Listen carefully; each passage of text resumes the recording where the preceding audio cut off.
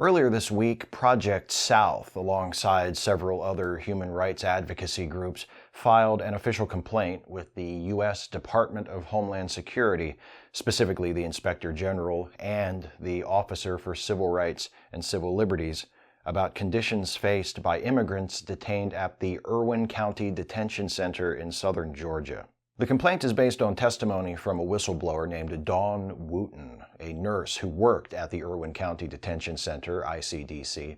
Through her account, Wooten paints a shocking picture of abuse and neglect at the hands of those entrusted to look after the welfare of the detainees. COVID-19 safety protocols appear to be virtually non-existent, no social distancing, mixing detainees who have tested positive for COVID with those who haven't, forcing staff members who have tested positive to come to work, transferring detainees between facilities in violation of both CDC guidelines and the advice of ICDC medical staff, delayed and inadequate medical care for those suffering from COVID.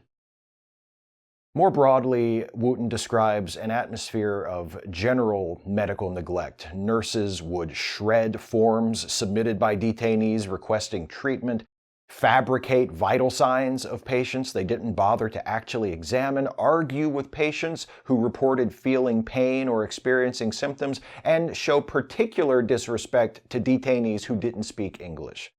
Conditions are unsanitary, personal protective equipment is in short supply, endangering detainees and staff alike.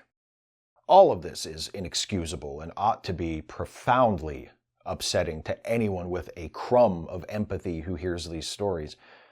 But most of the media's coverage of Wooten's complaint has centered on one particular detail. And there's a good reason for that, because it's a detail that, after 4 years of President Donald Trump, after 4 years of his malicious and brutish immigration policies, somehow manages to part the heavy black curtain of our moral exhaustion and genuinely shock us. Even though, if we've been paying attention this whole time, it shouldn't. In Section 4, subsection D of the complaint, beginning in the middle of page 18, it reads, quote, "Several immigrant women have reported to Project South their concerns about how many women have received a hysterectomy while detained at ICDC. A detained immigrant told Project South that she talked to 5 different women detained at ICDC between October and December 2019 who had a hysterectomy done. When she talked to them about the surgery, the women reacted confused when explaining why they had one done." The complaint alleges that immigrant women were often sent to one particular gynecologist located outside the facility. Everybody he sees has a hysterectomy. Just about everybody, Wooten says. He's even taken out the wrong ovary on a young lady, detained immigrant woman. She was supposed to get her left ovary removed because it had a cyst on the left ovary. He took out the right one. She said she was not all the way under anesthesia and heard him, the doctor, tell the nurse that he took the wrong ovary. Ultimately, the doctor performed a total hysterectomy on that patient who neither needed nor consented to that procedure.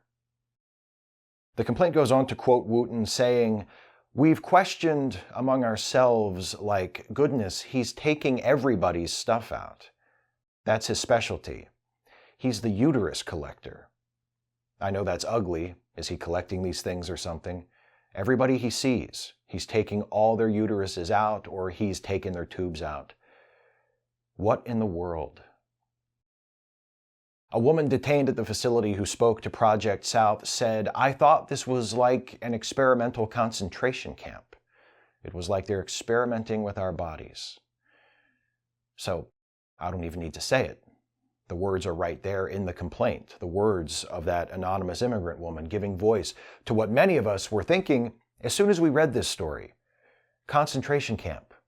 Forced sterilization. As Hank Green recently said, albeit while speaking on a different subject, that's Nazi shit.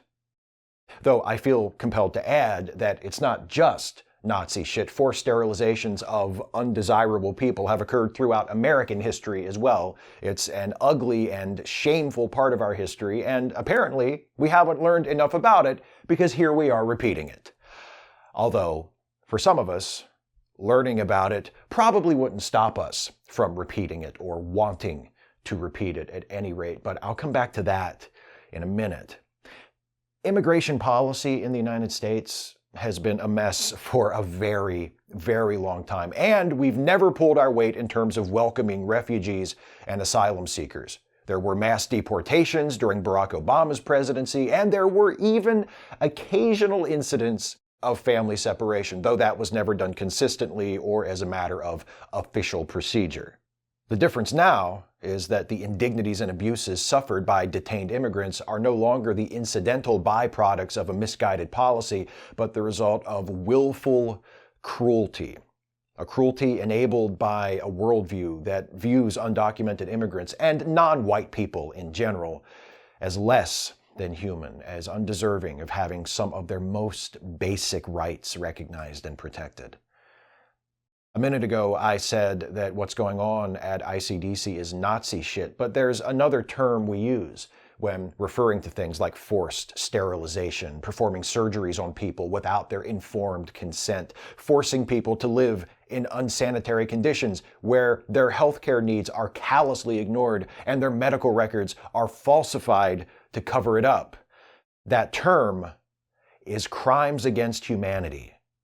The United Nations Office on Genocide Prevention and the Responsibility to Protect defines crimes against humanity as any of the following acts when committed as part of a widespread or systematic attack directed against any civilian population with knowledge of the attack: murder, extermination, enslavement, deportation or forcible transfer of population, imprisonment or other severe deprivation of physical liberty in violation of fundamental rules of international law, torture, rape, sexual slavery, enforced prostitution, forced pregnancy, enforced sterilization, or any other form of sexual violence of comparable gravity. And the list goes on from there, but I think you can see that the actions described in Dawn Wooten's whistleblower complaint meet the threshold established by that definition, as do numerous other acts of the Trump administration, including the family separation policy. That UN definition goes on to clarify, attack directed against any civilian population means a course of conduct involving the multiple commission of acts referred to in paragraph 1 against any civilian population pursuant to or in furtherance of a state or organizational policy to commit such attack. So, when people say, abolish ICE, they're calling for the dismantling of an agency that has presided over crimes against humanity.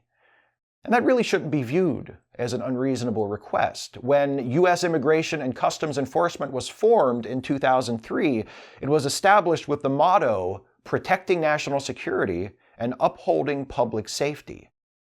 That's what ICE's job is supposed to be.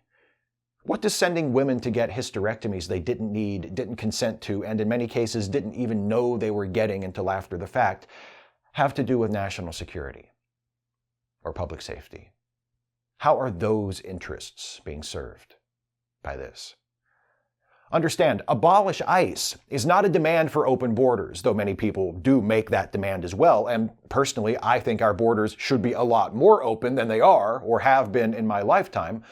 Like calls to defund the police in the wake of unjustified killings of usually black civilians by usually white law enforcement officers, people who call for the abolishment of ICE aren't necessarily saying they're against the concept of having a national border and an immigration policy and empowering a government agency to enforce those policies. The question is ICE the right agency to do that? And are those policies the ones we ought to have? And I think the answer to both questions is an emphatic no. And the fact that this is even a close call for many people is one of the most frustrating things about this story. Not to mention, everything. Like, just all of it. Oh, a detention facility being operated under the authority of a U.S. government agency is forcing people there to undergo hysterectomies without their knowledge or consent? Time to tear that agency down to the ground and start over? Right? Except, no.